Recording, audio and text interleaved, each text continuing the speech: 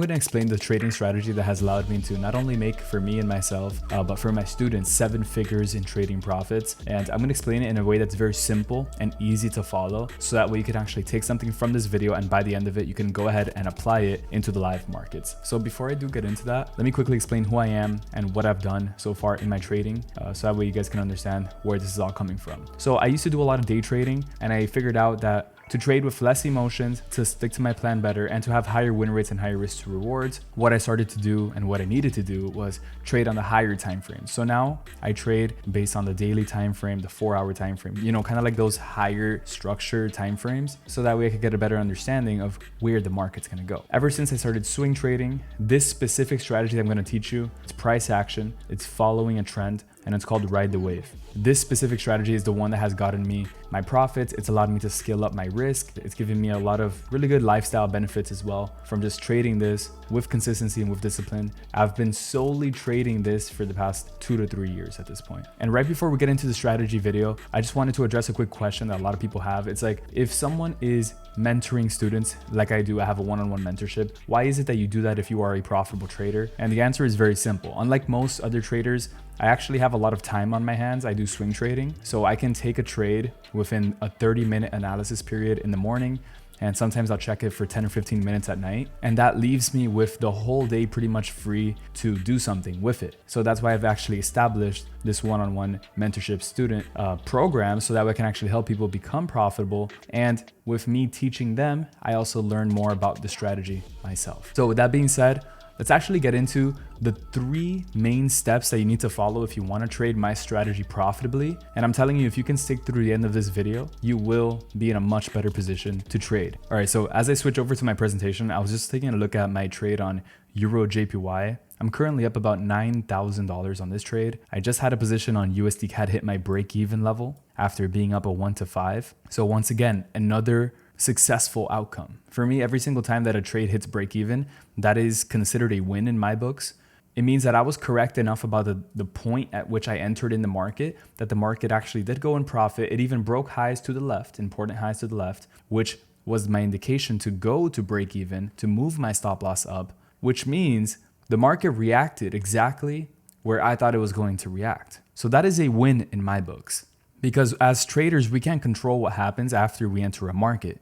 I can't control that it goes up now, but what I can control is where I enter. And if I can enter somewhere that has a reaction, boom, like this, that puts me in a position to win, because then I can immediately take my risk off the table, and then I can either win big or I can go back down to break even. The more frequently I can be in this position, the more profitable I will be. Think about it.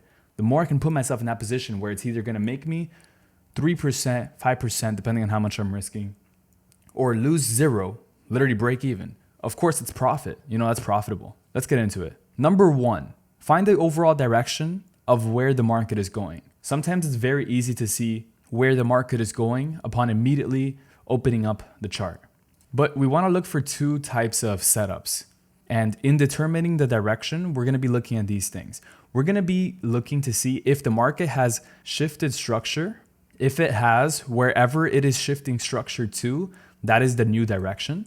This is a great example right here. It was shifting to the upside. Now we can see we started to consolidate a bit. And having a continuation trade, which is like my Euro JPY setup. This is a continuation. This shows me the direction. Immediately opening this chart, I can see the direction is bullish because we have been consistently trending higher. So this is basically 2 main ways to know where the market is going. Are we shifting in a new direction? If so, that new direction is where we're looking to trade only. Or are we continuing an older trend from before? And if so, and there is no shift of structure, then that is the direction in which we're trading. So if you have a market like this that has been trending upwards for a long period of time, and you can get technical and actually draw circles at every single higher low point that you find, obviously the higher highs as well. Sometimes you'll find within the structure, you might have some lower highs, although the overall trend is higher. When that happens, when there's too many structure points, instead of confusing yourself, only place it on the outer ones, the ones that extend furthest out. So this is how you identify the trend in a continuation setup. In a setup like this one on USD CAD, Now, I know it's not necessarily the best example because it didn't continue upwards, but this very well could have gone higher. So let's just imagine this would have continued higher, or it is starting to continue higher. Let's imagine that. This was a market that was bearish. You can see lower highs, lower highs, lower highs. At one point, we came down in this decisive point where it's kind of like going to decide it's either going to continue down or go higher. Up until that point, though, it was bearish until we started to break above. We had a significant shift of structure to the upside, and now our direction is bullish.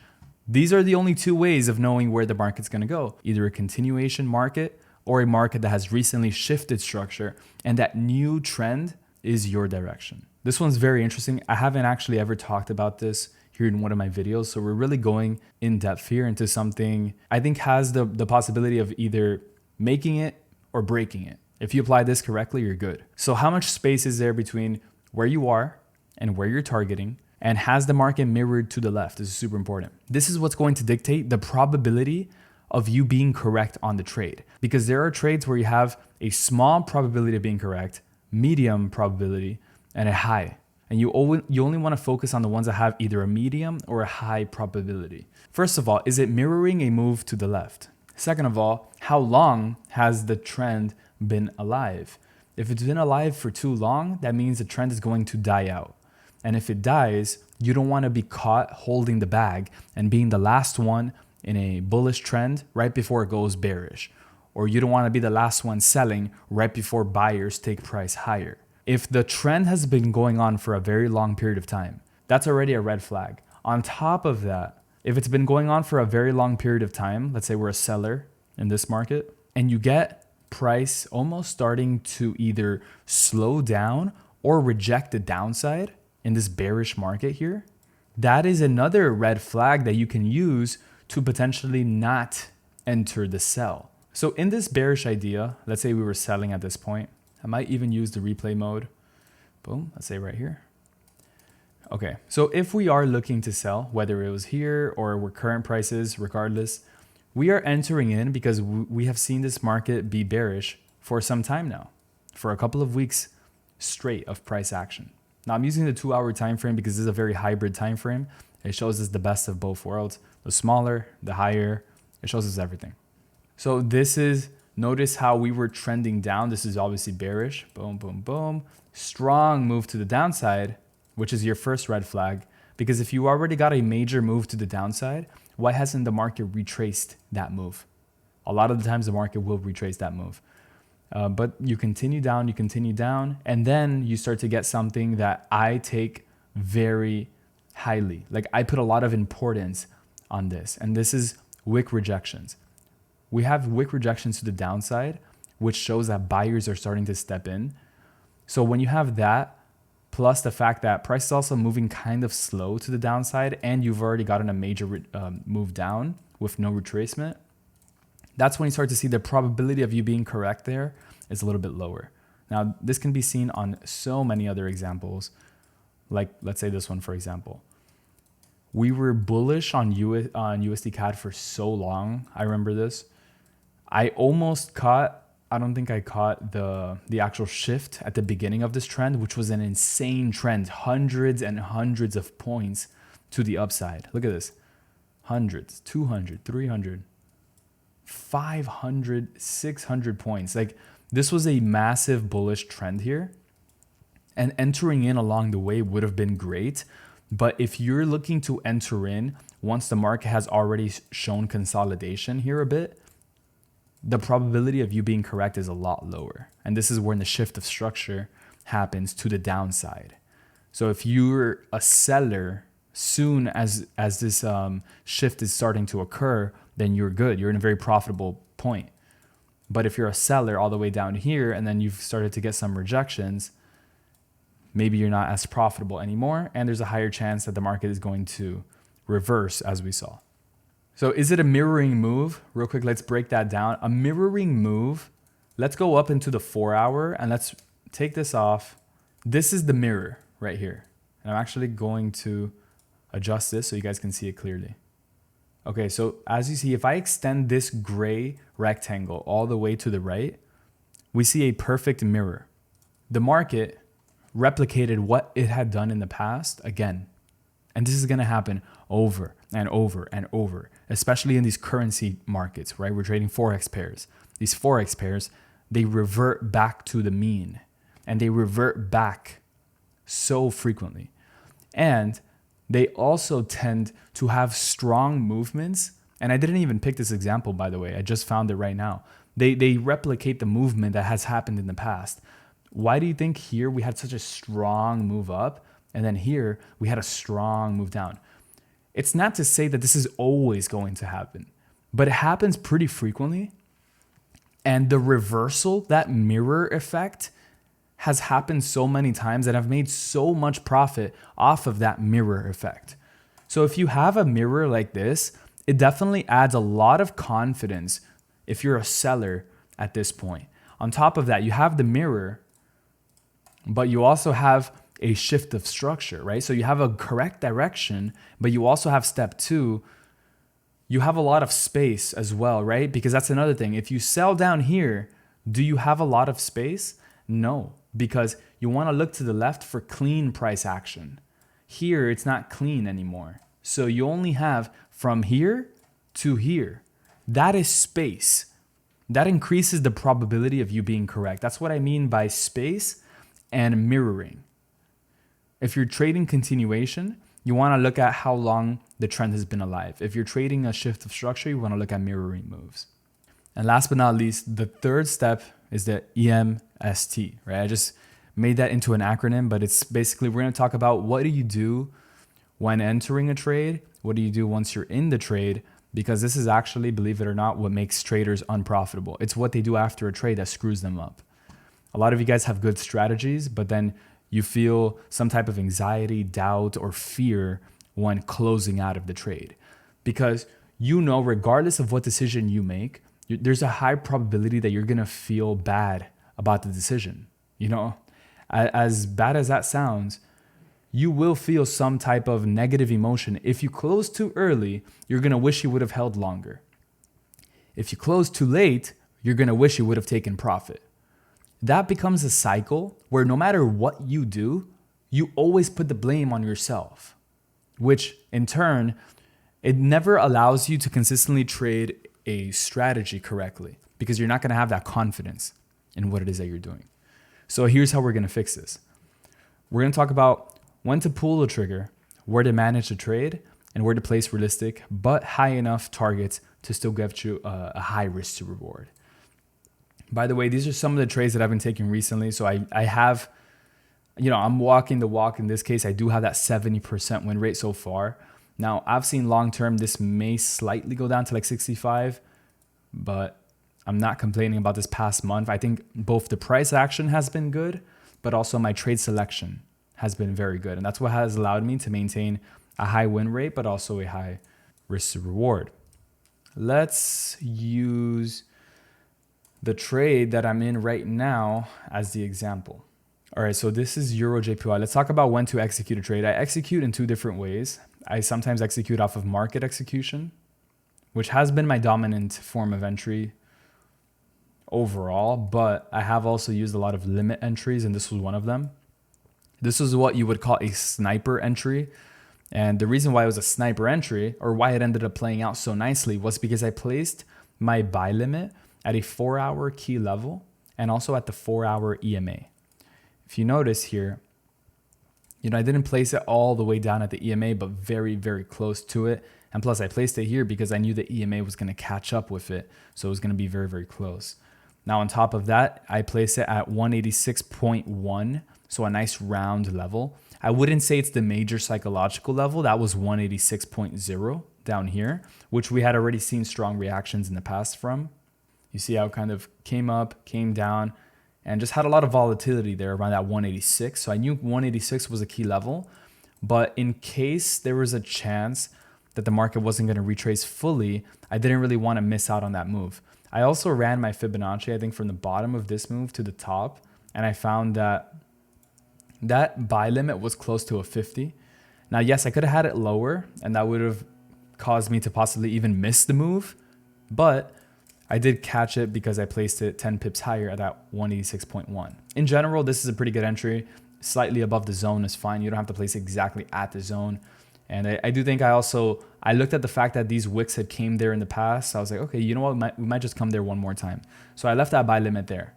But it was also very likely that we could have tapped into 186. It's just in this example, it happened to be a sniper entry. Now, another way that I do enter trades is based off of market execution.